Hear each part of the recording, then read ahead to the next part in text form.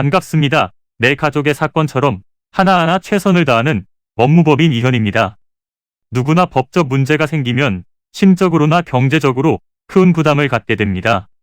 혼자서 해결해 보려 하겠지만 만족스러운 결과를 이끌어내기가 쉽지 않죠. 여러분의 정신적인 고통, 금전적인 어려움을 이해하며 이현의 법률 상담 시스템을 통해 도움을 드리고 있습니다.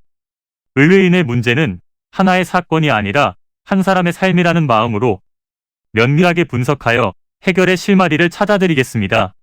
자, 그럼 오늘의 주제인 산재 손해배상에 대하여 함께 알아볼까요? 업무를 하던 도중 사고를 당해 다치게 되었다면 당연히 적절한 보상을 통해 그 피해를 복구할 수 있어야 하는데요. 이때 다양한 방법을 진행할 수 있지만 만약 합의되지 않은 상황이라면 산재 손해배상 청구를 진행하는 방법을 고려해 보실 수 있습니다.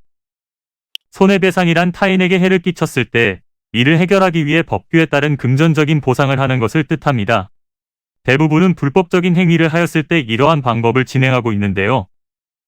손해배상을 받기 위해서는 청구 소송을 통하여 해결이 가능하며 이때 피해를 본 내용, 피해의 정도를 증명하는 것이 가장 중요하게 작용하므로 증명자료 수집을 꼼꼼하게 하는 과정이 필요합니다.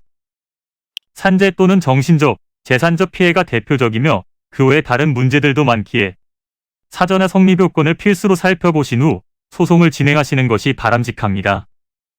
성립 필수 요건으로는 피해를 준 사람의 고의적, 과실에 의한 행위가 있어야 하며 상대에게 책임질 능력이 있어야만 보상을 청구하실 수 있고 문제를 발생시킨 행동들이 위법해야 하며 그로 하여금 피해자에게 어떤 영향을 끼쳤는지 명확하게 증명이 되어야만 보상을 받을 수 있기에 유의하셔야 합니다.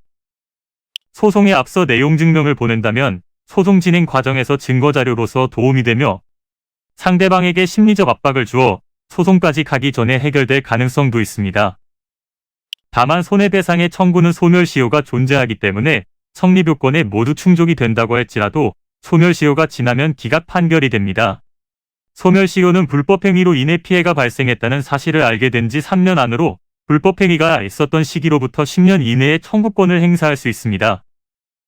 이는 간단히 분석될 문제가 아닌 경우들이 대부분이므로 꼭 법률적인 상담을 받아보는 것이 현명하다고 볼 수 있습니다. 그리고 가능한 한 긴 싸움이 되지 않도록 최대한 빠르게 조치를 취하는 것이 좋습니다. 미루면 미룰수록 사건에 대한 난이도가 높아질 수도 있기 때문이지요.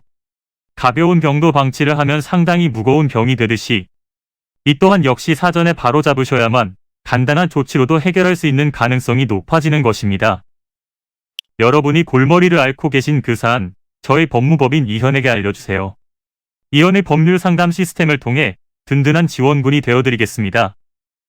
간혹 변호사가 아닌 사무장 등과 상담하는 줄로 오해하시는 분들이 계시는데 이는 전혀 아니며 저희 법무법인 이현은 변호사와 1대1로 상담이 이루어진다는 점을 다시 한번 꼭 알려드립니다.